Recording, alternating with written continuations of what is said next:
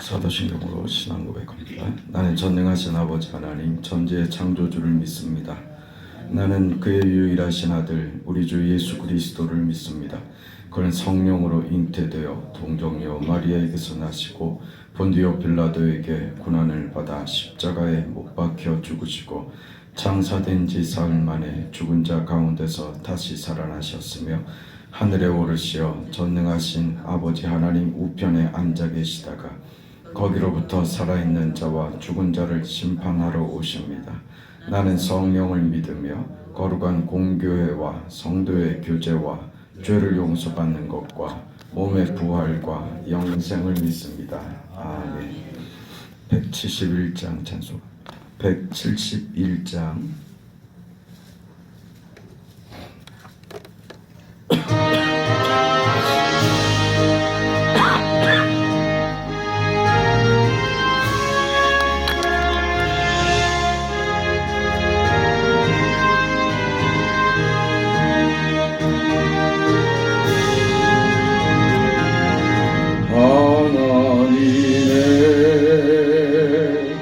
독생자 예수 날 위하여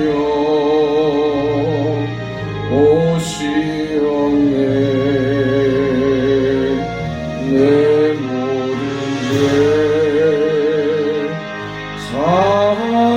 사하시려고 십자가 지셨으나 다시 사셨네. 살아계신 주 나의 참된 소망 두려움이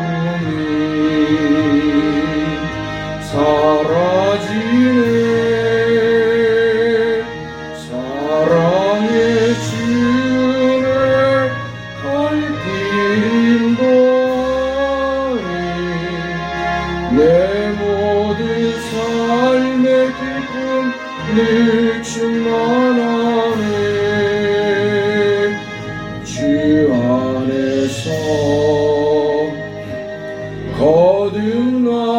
거듭나누리 기뻐하며 찬양하리. 가슴 속에 넘치는 확신 우리의 가는 길에 소망 넘치네. 살아계신 주 나의 참된 소망 두려움이 사라지네. 사랑의 주를 갈 길 인도하니 내 모든 삶의 기쁨 늘 충만하네. 선한 싸움 다 마친 후에 우리 주님 배우리라. 사망 권세 다 물리치고 주님이 다스리니 영광 넘치네. 살아계신 주 참된 소망 두려움이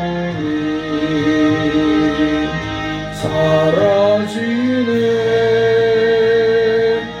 사랑의 주를 갈 길 인도하니 내 모든 삶의 기쁨 늘 충만하네.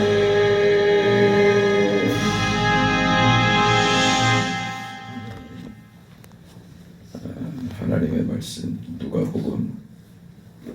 누가복음 24장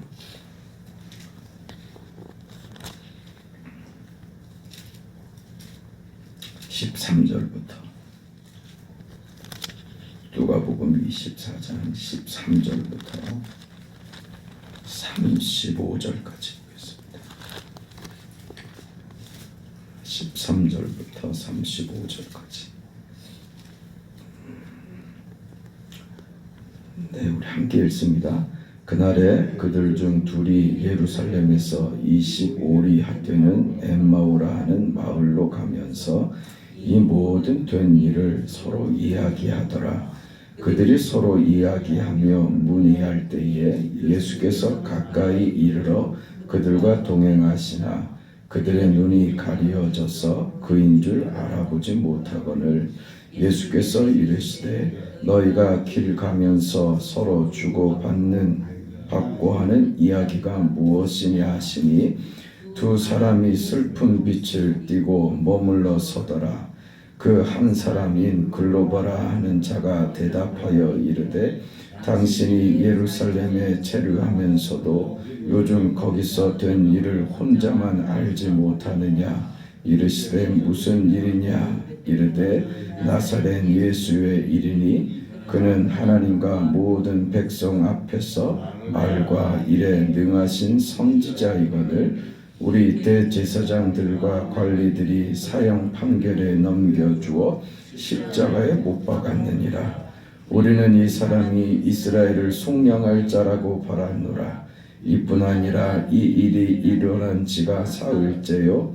또한 우리 중에 어떤 여자들이 우리로 놀라게 하였으니 이는 그들이 새벽에 무덤에 갔다가 그의 시체는 보지 못하고 와서 그가 살아나셨다 하는 천사들의 나타남을 보았다 함이라. 또 우리와 함께한 자 중에 두어 사람이 무덤에 가 과연 여자들이 말한 바와 같음을 보았으나 예수는 보지 못하였느니라 하거늘 이르시되 미련하고 선지자들의 말한 모든 것을 마음에 더디 믿는 자들이여 그리스도가 이런 고난을 받고 자기의 영광에 들어가야 할 것이 아니냐 하시고 이에 모세와 모든 선지자의 글로 시작하여 모든 성경에 쓴 바 자기에 관한 것을 자세히 설명하시니라. 그들이 가는 마을에 가까이 가매 예수는 더 가려 하는 것 같이 하시니 그들이 강권하여 이르되 우리와 함께 유하사이다. 때가 저물어 가고 날이 이미 기울었나이다 하니 이에 그들과 함께 유하러 들어가시니라. 그들과 함께 음식 잡수실 때에 떡을 가지사 축사하시고 떼어 그들에게 주시니 그들의 눈이 밝아져 그인 줄 알아보더니 예수는 그들에게 보이지 아니하시는지라. 그들이 서로 말하되 길에서 우리에게 말씀하시고 우리에게 성경을 풀어주실 때에 우리 속에서 마음이 뜨겁지 아니하더냐 하고 곧 그때로 일어나 예루살렘에 돌아가 보니 11 제자 및 그들과 함께한 자들이 모여있어 말하기를 주께서 과연 살아나시고 시몬에게 보이셨다 하는지라. 두 사람도 길에서 된 일과 예수께서 떡을 떼심으로 자기들에게 알려지신 것을 말하더라. 아멘.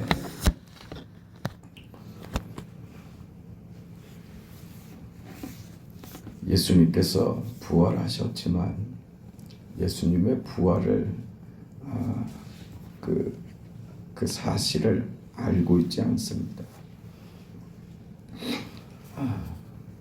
오늘 우리가 보는 이 내용은 엠마오 마을로 그 내려가던 그 예수님의 12 제자와는 다른 예수님을 따르던 어떤 제자 둘이 엠마오로 가는 그 도중에 그 부활하신 예수님을 만나서 저들에게 이 부활 신앙을 그 허락하시는 그런 내용을 우리가 받고 있는데 저들이 이야기하는 대로 저들은 그 여인들이 예수님의 무덤에 찾아가서 무덤이 비어 있고 천사가 예수님께서 부활하셨다, 살아나셨다 하는 얘기를 전해 들었습니다. 분명히 전해 들었고 제자 중에 이런 일을 하는 얘기도 들었습니다. 그러나 그들은 믿지 않았습니다. 믿지 않았기 때문에 지금 돌아가는 것이죠. 왜 믿지 않았는가? 일어날 수 없는 일이기 때문에 저들은 믿지 않았습니다. 예수님께서 엠마오 마을로 내려가는 두 제자에게 찾아오셨지만 저들은 예수님을 보면서도 부활하신 예수님을 알아보지 못합니다. 지금 예수님의 그 부활이 우리가 보기에는 이건 인류 역사상 가장 위대한 사건들 중에 하나로 지금 꼭 온 인류가 이 일 앞에 들썩이고 감격해야 하며 큰 충격에 빠져야 할 것 같은데 부활하신 예수님을 보고도 그런 얘기를 전해 듣고도 이 사람들의 반응이 특별히 예수님을 따르던 자들이라고 하는 그런 제자들 역시도 지금 반응이 믿을 수 없다는 그런 반응들이라는 것이죠.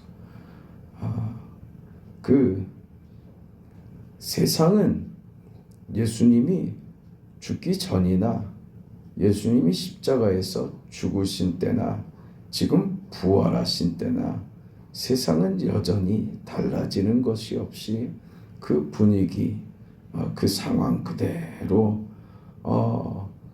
동일한 세상의 분위기가 연속되고 있다는 것입니다.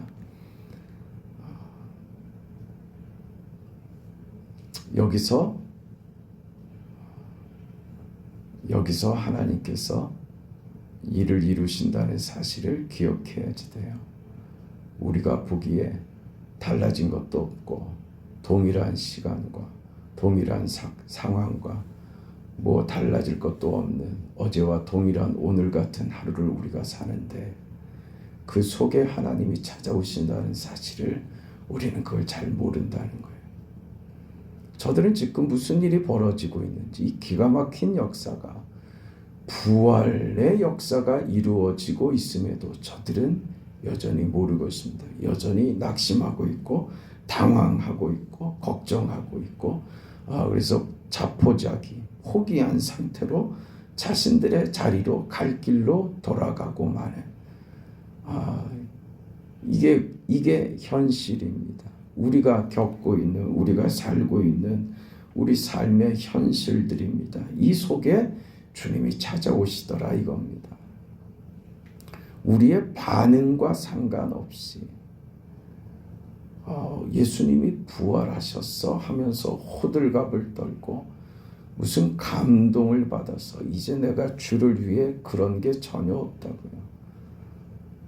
들어도 보아도 믿지 못하는 이 세상 속에 예수님께서 찾아오시죠. 오늘 엠마오로 가는 두 제자만 봐도 여기서 우리가 성경이 이야기하고자 하는 것이 무엇인지 중요한 어떤 그 가르침을 우리가 볼 수 있는데 16절에 보면 그들이 눈이 가려졌다 그랬어요. 예수님이 옆에 지금 동행하고 계시는데도 예수님을 알아보지 못합니다. 그 이유를 눈이 가려졌다 그러고 있어요. 우리가 생각하는 것처럼 내가 주님을 보면 내가 달라질 것이라고 생각하는데 그렇지 않다고요. 나에게서 무슨 반응이 일어날 거라고 기대하지만 그렇지 않다는 거예요. 내가 이렇게 하면 내가 이런 결과를 나타낼 것인데 하는 그런 생각은 우리 착각입니다. 25절을 보면 예수님께서 제자들을 꾸짖습니다. 미련하고 더디 믿는 자들이라고 꾸짖습니다. 그래서 27절에 보면 성경을 예수님께서 예수님의 부활에 관련된 성경을 설명해 주시고 31절에 가서야 저들이 예수님께서 기도하신 후에 떡을 떼어 주시자 그때 저들이 비로소 눈이 밝아집니다. 눈이 밝아져서 그 기도하시고 떡을 떼는 그 순간에 그 부활하신 예수인지 드디어 깨닫게 되는 거죠.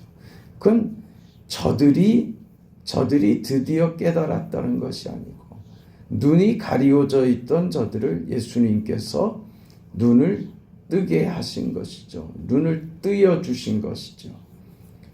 그 방법은 만찬이었습니다. 떡을 떼어 주시는 것이었습니다. 그러니까 우리에게 주시는 우리가 깨닫고 그 믿음을 가지고 이해하는 그 자리는 우리에게서 비롯되는 것이 아니라 하나님이 우리에게 주시는 은혜 아니면 불가능한 것이다 라는 것이죠. 그 저들이 이제 고백합니다. 주께서 우리에게 성경을 가르치실 때에 우리 마음이 뜨겁지 아니하더냐. 드디어 저들이 깨닫고 다시 예루살렘으로 돌아가는 내용이 오늘 본문의 내용입니다. 이런 이야기들 속에서 우리는 우리가 무엇을 깨달아서 하나님 앞에 내가 이렇게 깨달아서 이렇게 충성을 다하고 하나님 앞에 정말 이제는 의미 있는 삶을 살겠습니다 하고 그렇게 우리 편에서 나가는 것 아니다 그 말입니다. 그것이 필요 없다는 얘기가 아닙니다. 그건 훨씬 뒤에 나타나는 반응이라는 거예요. 뒤에 하나님께서 은혜로 우리의 눈을 뜨게 하시고 이해가 되게 하시고 우리에게 믿음을 주신 이후에 우리에게 나타나는 반응으로 그래서 하나님 앞에 감격하며 내 인생의 복됨이 무엇인 줄 알아서 어떻게 사는 것이 내게 주어진 복된 인생인지 알아서 뒤에 나타나는 결과적 현상이지 그것이 원인이 되지 않는다라는 것을 지금 이야기하는 것입니다. 그럼 왜 하나님께서 오늘 부활하신 이후에 하나님께서 이 부활의 역사를 지금 만드셨는데 이 부활로 찬란하게 인류가 뒤집어질 정도로 뭔가 그렇게 사건을 만드실 수 있지 않겠습니까? 모든 사람들이 두려워 떨 만한 무슨 현상과 예수의 부활하심이 모두에게 한눈에 알아보도록 펼쳐짐으로 해서 저들을 확 뒤집어 버리는 그런 하나님의 편하신 방법이 있을 텐데 왜 하나님께서 부활하신 이후에도 여전히 똑같은 현실, 달라지지 않는 이 모습들, 믿음 없는 저들의 그 한심함과 그 답답함이 계속되도록 왜 그 속에서 하나님께서는 어떤 특별한 방법으로 그 인류를 깨우지 않으시고 왜 이렇게 하실까 하는 것이죠. 이건 하나님이 우리 인생을 다루시는 하나님의 방법입니다. 이것은 하나님께서 우리를 하나님의 그 형상으로 지으셨다라고 하는데 그 답이 있는 거예요. 하나님은 우리 한 사람 한 사람을 인격으로 대하시고 우리의 결정권과 우리에게 허락하신 그 자유를 하나님께서는 우리에게 끝까지 보장하십니다. 그게 어느 정도까지 보장하셨느냐 하면 하나님을 죽이는 것까지도 하나님께서 허용하시지 않아요. 그걸 인류가 보는 거죠. 죄의 결과가 얼마나 비참하고 참담한지 하는 것을 보는 거죠. 그걸로 나타난 결과가 저들이 무슨 마음에 시원한 것이나 무슨 해답을 찾은 것도 없이 그저 마음이 괴롭기만 하고 이거 뭔 짓을 한 건가 하는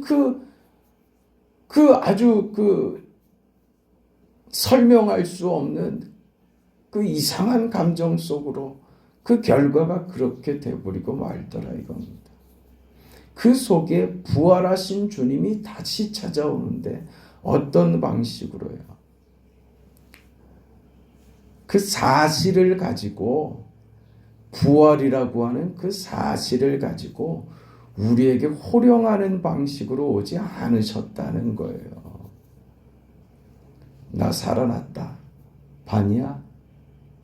내가 얘기했었지. 얼마나 얘기를 했었냐. 그래도 못 알아듣고 이제 확인이 됐냐? 너 내가 죽을 때 너 어떻게 하고 있었냐? 너 무슨 말했냐? 이렇게 찾아오지 않으신다고요.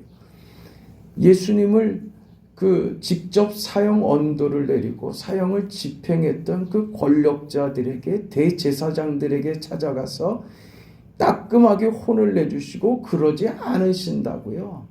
로마로 가지 않으세요. 갈릴리로 가신다고요. 부활하신 주님이 그 영광스러운 그 몸을 가지시고 세상의 권력으로 가지 않고 세상에 통치하는 곳으로 가지 않고 제자들 속으로 들어가세요. 그래서 한 사람 한 사람에게 설득하시는 거예요. 우리를 인격으로 대하시는, 우리를 상대하시는 하나님의 방식인 거예요. 호령치시고 혼내시는 방법이 아니라 우리의 약함과 모자람과 부족함을 이해해 주시고 받아주시고 우리를 설득하시고 우리를 이해시키는 자리까지 하나님께서 내려오신단 말이에요.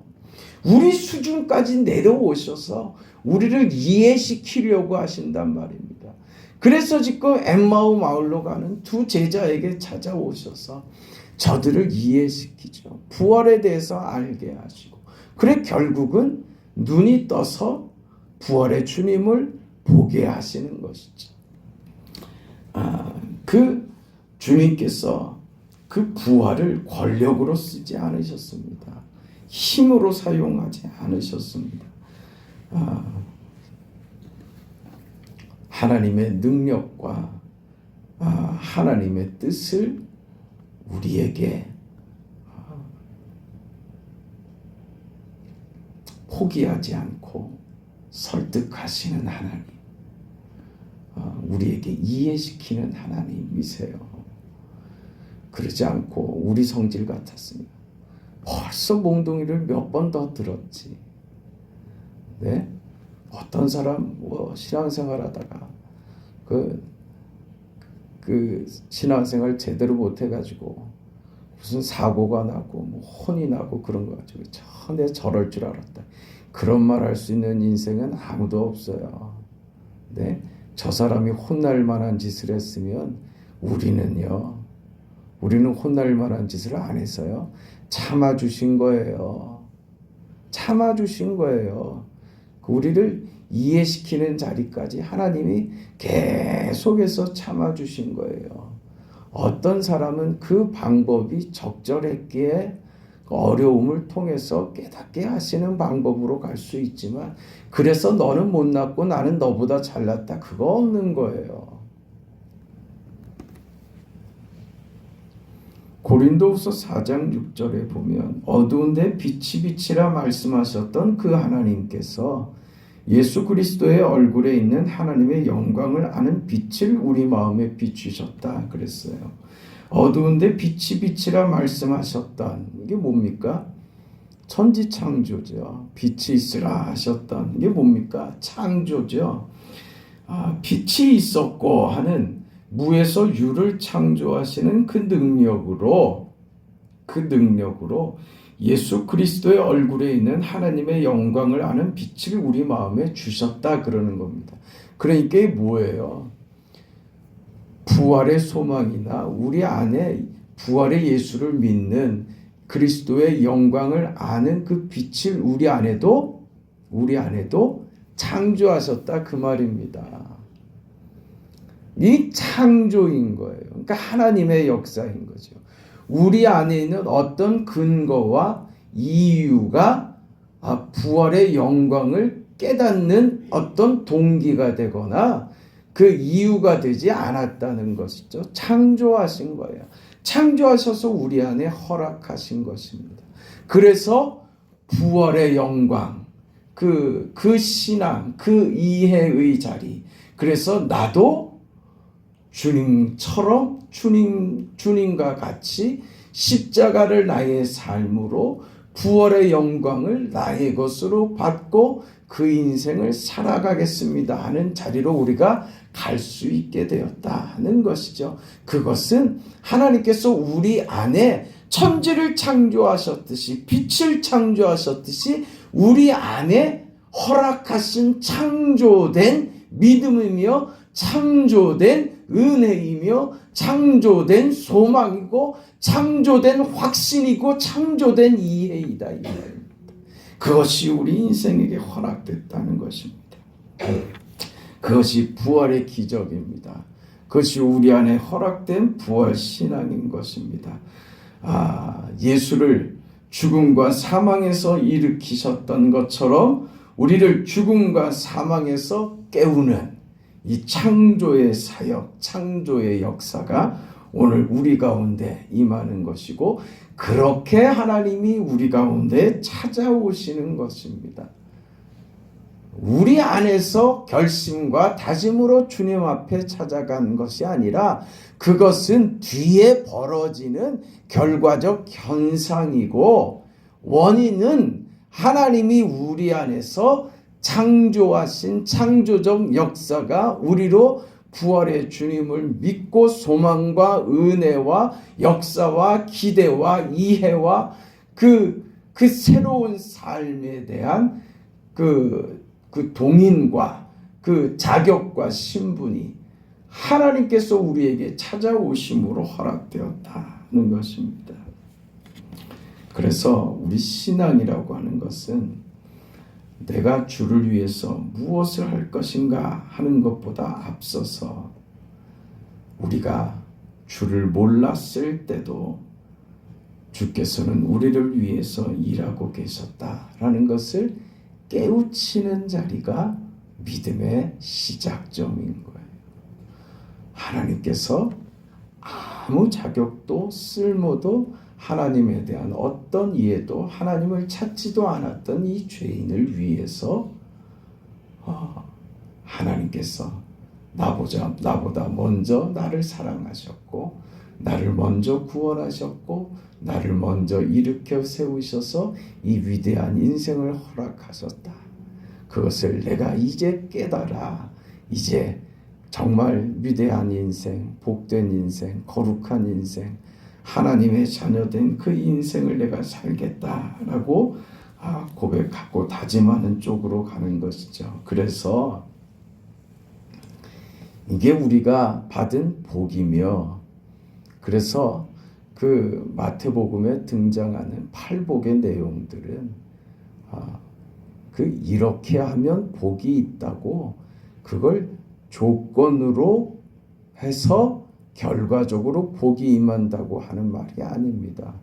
복이 있도다라고 먼저 말씀을 하시고 우리 성경은 그 표현이 어색하기 때문에 심령이 가난한 자는 복이 있나니 해서 마치 심령이 가난하면 우리가 복을 받는다라고 그 이해를 하기 딱 좋게 됐지만 원문에는 복이 있도다라고 선언을 하고 어떤 자가 복이 있느냐? 심령이 가난한 자가 복이 있다 이렇게 말하는 거예요. 이게 무슨 이야기냐 하면 우리가 심령이 가난한 자면 복된 인생이 된다라고 하는 말이 아니라 결과적으로 그렇다는 거예요.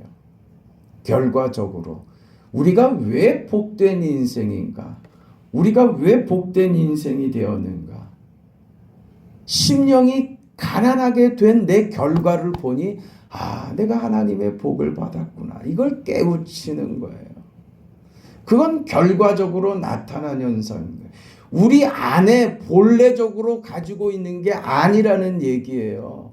그러니까 내가 하나님께 내 심령이 가난해져서 하나님께 내가 찾아감으로 복을 받았다는 게 아니에요.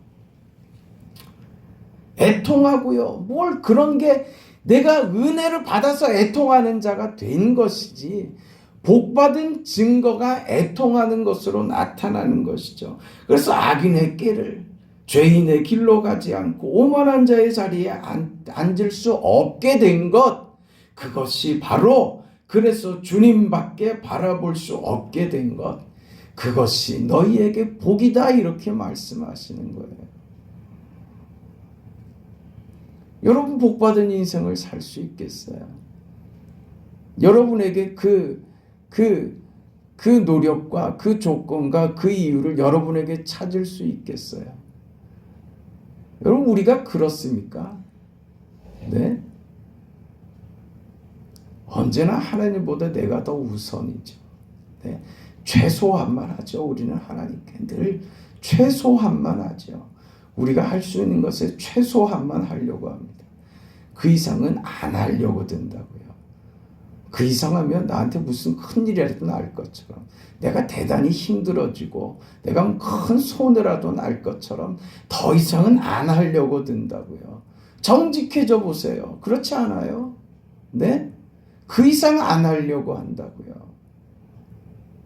조금 더 편했으면 좋겠고, 안 할 수 있는 무슨 그런 핑계거리 생기면요, 안 하려고 하지.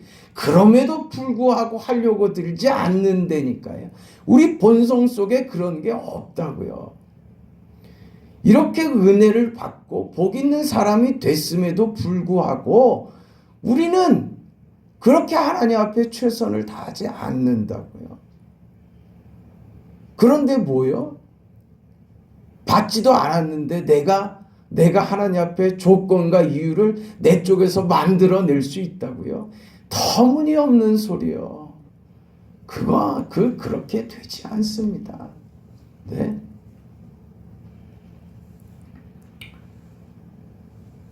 하나님이 인도하시는 우리의 삶이죠. 그 삶을 믿는 겁니다.